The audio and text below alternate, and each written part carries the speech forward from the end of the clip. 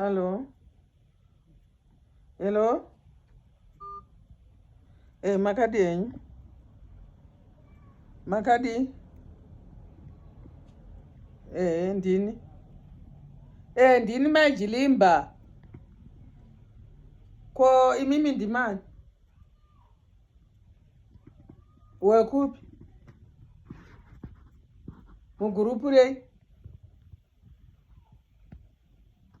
Saka mauya ku inbox kuzoitei.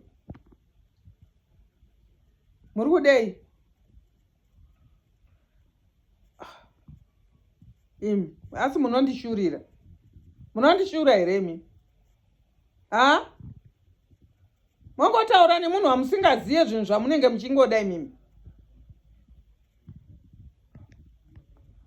Amubve mugurupu muchiuya ku inbox kwangu, handiti muri kuzvinzwa. Handidi.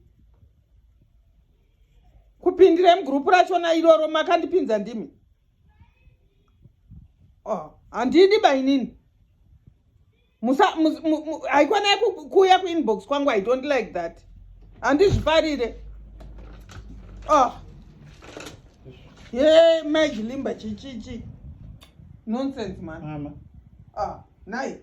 Kochi, muri kupopotei mega pafoni. Munhu uyu kutouya ku inbox kwangu kubva mugurupu.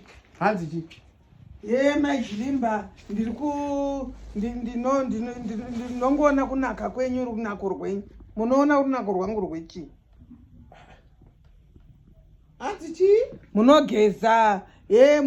Muno makanaka. Ndatorwa mwoyo nerunako rwenyu. Ari kubva mugurupu randiri. Gurupu re? Remasingo Mama, muri mugurupu remasingo. Mopopotera munhu ari kutokufonera. Imo muri kutsvaga gurupu remasingo. Remasingo kuita sei? Muri singo here? Saka handisi singo. Saka chamuri kusecha imo ani masechwa. Hati matosechwa. Mugurupu muri kutsvaga remasingo. Ndakangoripinzwawo rakangodzi single and searching. Eka. Saka Single and searching mazera vana vechidiki, vakomana nevasikana. Saka masechwa akazinomara kupopota ipa. Chamuri kupopota chi? iwe chalo usandiitire mafani. Hai. Mafani yamuri kutaura. Single and searching igrupu ramuri, imuri munhu mukuru. Ndezvevana vadiki vanosechana vari vega. Masechwa murapopotera munhu. Amai musadaro.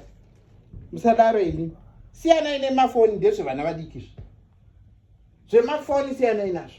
Ndezvevana vadiki. Saka indokutadza kuita foni. Foni munoita asi magurupu, zivai magurupu ekupinda. Kana ndakangopinzwa ndoita sei? Single and searching. Zvakaoma. Ndasechwa mwanangu.